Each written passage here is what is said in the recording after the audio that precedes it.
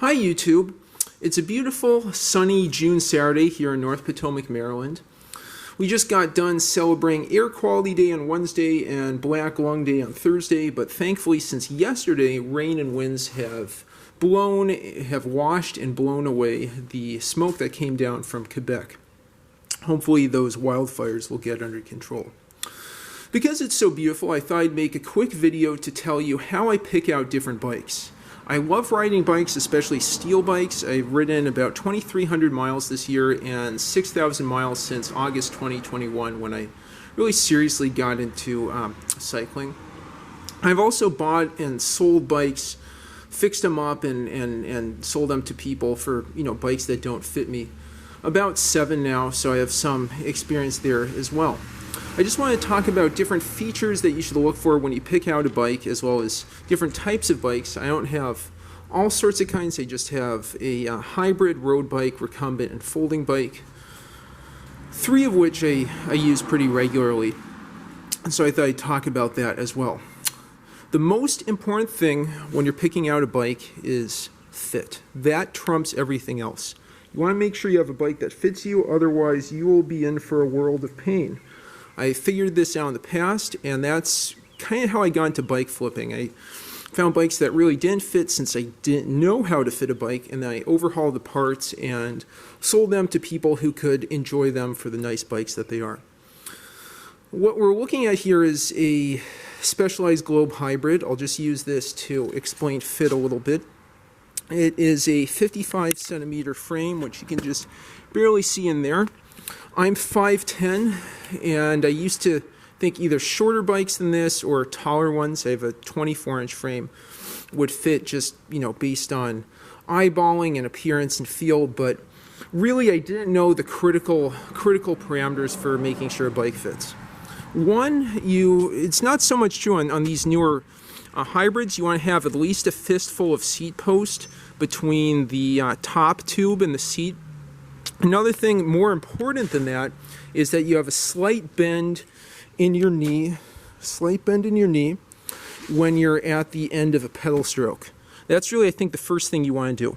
Get your foot down to the pedal here, sit upright on the bike, and make sure you have a slight bend in your knee when your leg is at the end of the pedal stroke. You don't want to have it overextended or underextended. If it's overextended, you'll hurt the outside of your knee, and if it's underextended, which is more typical, people tend to leave their seats really low, you will have a ton of pain on the inside of your knee. I knew this from riding a folding bike way too small, 35 miles from Bethesda to College Park. The entire weekend I had intense knee pain. And that's how I learned bike fit the hard way. So don't do what I did. Be smart. The other thing is the length of the top tube. So one thing is making sure that your legs fit this right. The other thing is your arms. You want to make sure that when you're bending over and holding on to the handlebars, that you have a slight bend in your elbow. Again, you don't want it overextended or underextended, because either of those will really fatigue you over a long period of time. And honestly, the first year I biked, I didn't know about bike fit and definitely had some bike rides that are kind of painful in my knees and my elbows. So make sure you want a slight bend in your elbows when you are holding on the handlebars. You want to make sure that your leg is not overextended or underextended.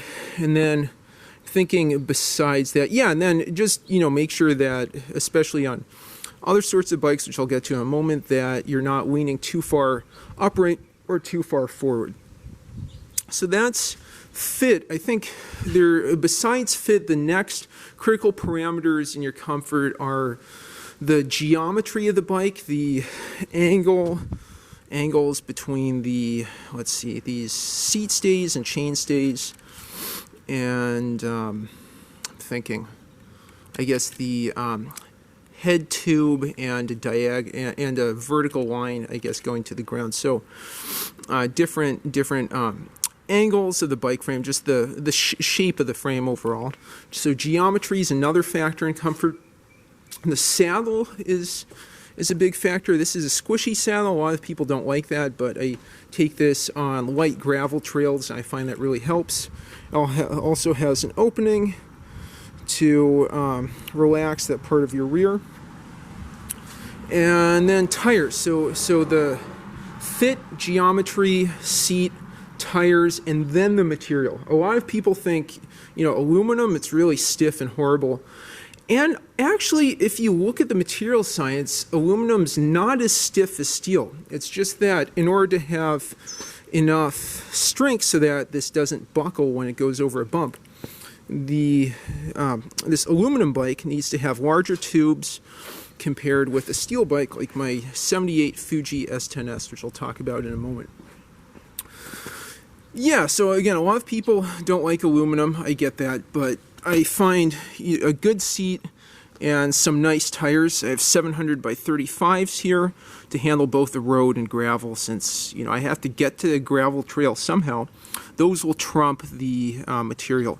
And even so, this is butted aluminum. For those who don't know, butted tubing basically has different thicknesses. It's thicker towards the welds with say from the down tube to the seat tube, or top tube to the seat tube. Anyway, so closer to the weld it's thicker, and then towards the middle it's thinner. That gives nice ride characteristics. And it's aluminum, but you get a nice ping. So there's your beer can hybrid. I got this bike for free, and again, don't let price really discount you. This was free, but it was in the garbage. But it's really nice quality, and once I replace the seat and replace the pedals, it rides great. One thing I'll add to this, and I'm going to talk about next, is some bar ends so that I get more hand positions. You can wear out your wrists and elbows just when you have your hand, in one spot and you're sitting upright. Also, more weight on your rear. So I'm planning to add in some bar ends, so I have additional hand positions that also help when accelerating from a stop or climbing. Anyway, so I've kind of rambled through a bunch of things. That's just talking about bike fit with this aluminum hybrid bike. I've ridden this a good bit, not as much as steel bikes, but I've taken it out on the C&O Canal towpath. I plan to take it up to Harper's Ferry and back, so about 100 miles or so. Okay, so that's a hybrid. A lot of people don't like these so much. I like them a lot. This is aluminum. I think I'd like a steel frame better, but hey, this was free, and I definitely want to make the best of it. As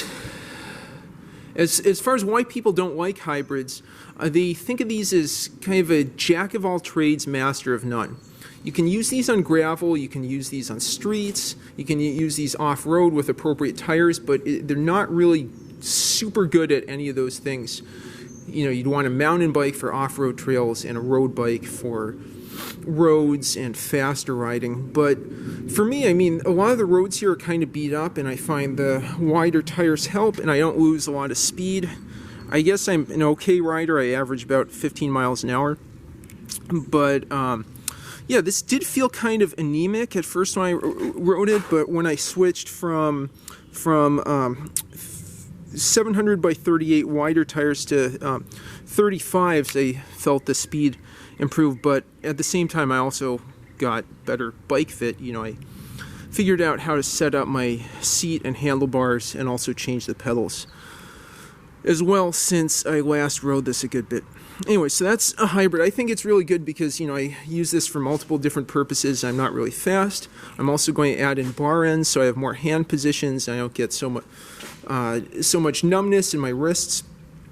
But I understand why people would rather have a mountain bike for off-road and gravel riding, or a gravel bike, and then a road bike for more serious high-speed riding on bike lanes and roads and such.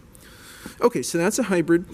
I said a lot of good things about aluminum, but I really love older steel bikes because these are inexpensive, pretty indestructible, and it's easy to fix everything yourself. I've repacked the bottom bracket on this Fuji S10S. I've repacked other headsets, and I could do that as well. And this happens to have sealed bearings on the hubs. Let's see if I can give you a close-up there. But if they were cup and cone bearings, where basically you have loose BBs and a cup surface and a cone surface that against which you apply grease, I could easily overhaul that as well. Okay, so this Fuji S10S, you'll notice, is a very different geometry. It's older, so it doesn't have that upward sloping top tube, and it also has drop bars. When I first started riding, I really hated drop bars. I thought they were painful. Again, what does everything come down to? Bike fit. I didn't know what size bike was appropriate and also how to use drop bars. I think when you start, these aren't very good, but after getting some practice, you realize just how much more comfortable and how fast you can get with drops. On a standard upright bike, you just have one hand position. That, gets tiring after a while because, all the time your weight's on your wrists here. On a bike with drops, you have multiple hand positions. You can hold your hand here, you can hold your hand there, you could put your hand on the hoods, you can put your hand on the hooks and on the drops, depending on whether you're going downhill, whether you're going uphill, whether you're accelerating from a stop, and so on. It's, again, good for two things. You're faster, you can distribute your weight in different ways, and you're not always putting your wrists in the same position. So again, these are drop bars I'd say were hard to appreciate when I started biking, but now after a couple of years I've really come to love them. As far as how you might pick out a steel road bike, this one is kind of an upper entry-level model. It has high tensile steel. Just for reference, more expensive steel, it tends to have additional chrome and molybdenum, or manganese and molybdenum, which makes it have a higher tensile strength, which means you can have less steel for an equal amount of strength compared with high tensile steel or high carbon steel, which is, some people derogatorily call it gas pipe steel. But anyway, so adding in chrome and molybdenum, or manganese and molybdenum, gives you a stronger steel, so you can have thinner wall tubing and a lighter bike. That's also flexier because it's thinner. It's just as strong, but because the material's thinner, there's more compliance, and that gives that steel is real quality to steel road bikes. This is a high tensile, people call this gas pipe steel, but it's double butted again, so there's thicker tubing at the top and the bottom, and then thinner in the middle. But honestly, this has a really great ride quality, and I think this is considered one of the best low mid-range high tensile steel bicycles from the 70s. It's again, these things are super reliable because the tubing's thicker. It also dents less easily, even though it's heavier and doesn't have that nice flexy ride quality, a nice noodly ride quality. Anyway, so those are some things to think about as far as steel. I mean, you can get aluminum bikes more commonly now, but steel just has a very, very smooth, comfortable ride. I think you'll be able to appreciate that after riding a steel bike. So I'll just show a couple other weird bikes here. This is a Bikey recumbent that's aluminum framed. You notice it's completely different seating with the hybrid road bike. You are seated a lot lower. You can lay your you have support for your back, and the handlebars are in a very different position. Believe it or not, these are faster than regular road bikes. I think they've been banned from competitions, but I'm planning to sell this because it's really hard for getting up hills, and also that a lot of features of this make it harder to maintain. The wheel sizes are non-standard, the chain's really long and falls off, although that's really my fault. I should add a chain tensioner. But anyway, so I just happened to come across this Bikey for 50 bucks. Oh, for reference, the Fuji S10S is 40 bucks, and that thing will last a millennium. The Bikey was 50 bucks, and I think I spent another 10 or 20 bucks on a derailleur hanger and tire. A lot of recumbents are a lot more expensive, and honestly out of my price range. I like to find a bike that's about $100 or so and then put some sweat and love into it. But anyway, so it's not my thing really anymore, but these things are really fast, especially going downhill, very comfortable, and you get a nicer view because you're looking up instead of down as you would on a road bike. So anyway, so I talked a little bit about different materials. I don't have carbon bikes, so I can't really say, but I hear that's has both the lightness of aluminum and the smoothness of steel, so that's something to consider if that's in your price range. And then folding bikes, I think, are a special category that's important to talk about because of space considerations. You might live in an apartment, not have garage space like a smaller apartment, not have a garage space like I do.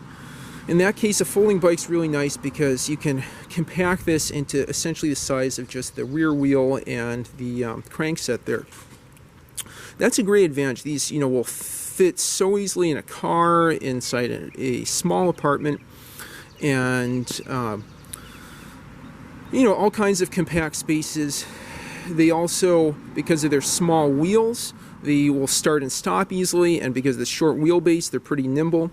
But the downside is a lot of these, especially the cheaper ones, are not especially comfortable.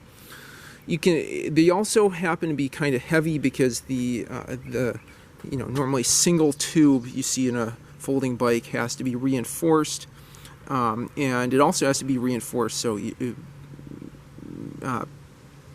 reinforced because it's folding, and so the hinge doesn't fly apart easily. Anyway, so for the cheaper ones, they're not as comfortable because the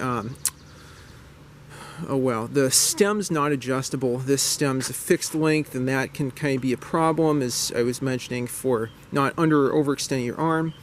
The seat post has kind of a different angle from what you'd see on other bikes, and that can be sort of a problem. But I mean, I've ridden this thing 20-30 miles. I've definitely had more pain than on a road bike or hybrid bike.